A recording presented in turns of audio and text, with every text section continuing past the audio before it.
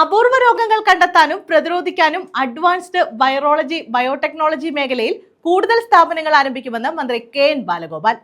എഴുകോൺ ഗ്രാമപഞ്ചായത്തിന്റെ സഹകരണത്തോടെ ചീരങ്കാവിൽ ആരംഭിച്ച രാജീവ് ഗാന്ധി സെന്റർ ഫോർ ബയോടെക്നോളജിയുടെ പുതിയ മെഡിക്കൽ ലാബ് ഉദ്ഘാടനം ചെയ്യുകയായിരുന്നു അദ്ദേഹം.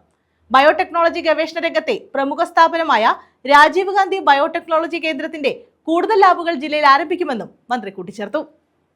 എഴുകോൺ ഗ്രാമപഞ്ചായത്തിന്റെ സഹകരണത്തോടെയാണ് ചീരങ്കാവിൽ രാജീവ് ഗാന്ധി സെന്റർ ഫോർ ബയോടെക്നോളജിയുടെ പുതിയ മെഡിക്കൽ ലാബ് ഉദ്ഘാടനം ചെയ്തത്. മന്ത്രി കെ.എൻ. ബാലഗോപാൽ ഉദ്ഘാടനം നിർവഹിച്ചു. ബയോടെക്നോളജി ഗവേഷണ രംഗത്തെ പ്രമുഖ സ്ഥാപനമായ രാജീവ് ഗാന്ധി ബയോടെക്നോളജി കേന്ദ്രത്തിന്റെ കൂടുതൽ ലാബുകൾ ജില്ലയിൽ ആരംഭിക്കുമെന്ന് മന്ത്രി കൂട്ടിച്ചേർത്തു. പിന്നീട്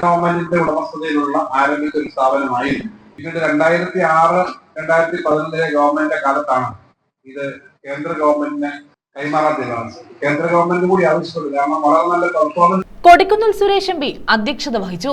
ഇവിടെ നമുക്കിപ്പോ കൊട്ടാരക്കര തന്നെ NSSന്റെ ഒരു നാഷണൽ സർവീസ് സൊസൈറ്റിയുടെ താലൂക്കുടിന്റെ ഒരു റൂം ഒരു കളക്ഷൻ സെന്ററിന് വേണ്ടി അവർ തന്നിട്ടുണ്ട്. അവിടെ അത് സ്ഥാപിക്കുകയാണ്. അവിടെ കളക്ഷൻ അവിടെ നിന്ന് ബ്ലഡുകൾ കളക്ട് ചെയ്തിട്ട് ഇവിടെ എത്തിച്ച് റിസൾട്ട് തരണം.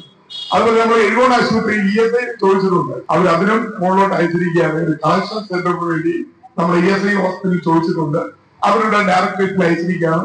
ഇനിയിപ്പോൾ കളക്ഷൻ സെന്റർ തരാൻ ബുദ്ധിമുട്ട് വരില്ല എന്ന് ഞാൻ മനസ്സിലാക്കിയാണ്. Rajiv Gandhi centre for biotechnology director professor Chandrabhas Narayana മുഖ്യപ്രഭാഷണം നടത്തി. എഴുകോൺ ഗ്രാമപഞ്ചായത്ത് president advocate Biju Abraham, vice president V Suharban, block panchayat അംഗങ്ങളായ SH കനകദാസ്, മിനി അനിൽ, BJP ജില്ലാ president Raji Prasad, DCC general secretary Savin Sathyan, ഗ്രാമപഞ്ചായത്ത് സെക്രട്ടറി സ്നേഹജ ഗ്ലോറി, ഗ്രാമപഞ്ചായത്ത് അംഗങ്ങൾ തുടങ്ങിയവർ പങ്കെടുത്തു.